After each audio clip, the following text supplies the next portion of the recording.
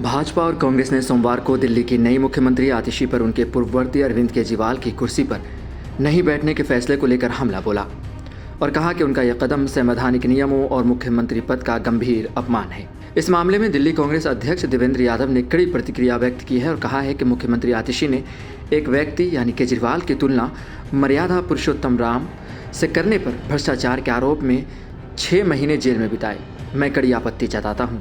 आतिशी द्वारा मुख्यमंत्री कार्यालय में एक कुर्सी खाली छोड़ना और यह कहना कि जैसे भगवान राम ने 14 साल की अनुपस्थिति के बाद अयोध्या की सरकार संभाली थी, 4 महीने बाद अरविंद केजरीवाल मुख्यमंत्री की कुर्सी संभालेंगे, सही नहीं है।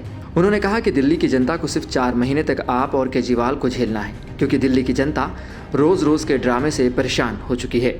देवेंद्र यादव का कहना है कि मुख्यमंत्री कार्यालय पहुंचकर आतिशी ने भ्रष्ट अरविंद केजरीवाल के नाम पर सारी नैतिकता को तार तार करते हुए सारी हदें पार कर दी हैं।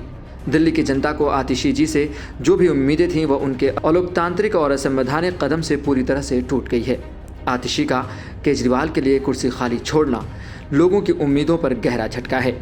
देवेंद्र यादव ने आगे कहा कि केजरीवाल की जमानत पर आतिशी का यह कहना कि सुप्रीम कोर्ट ने केजरीवाल की गिरफ्तारी को भी नाराजगी का कारण बताया, सुप्रीम कोर्ट का अपमान है।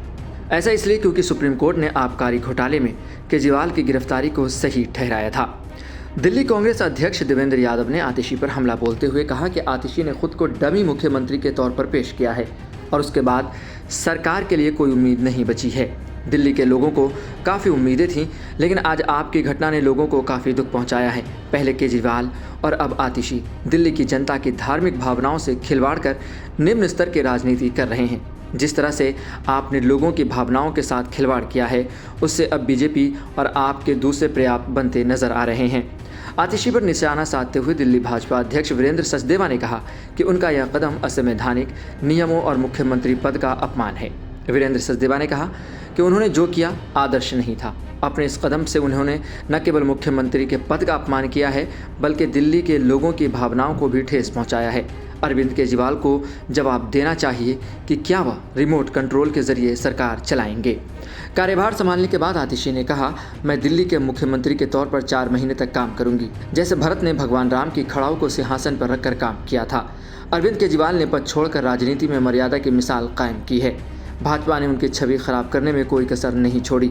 मुझे उम्मीद है कि लोग फरवरी के चुनावों में केजरीवाल को वापस लाएंगे, तब तक उनकी कुर्सी सीएम कार्यालय में ही रहेगी।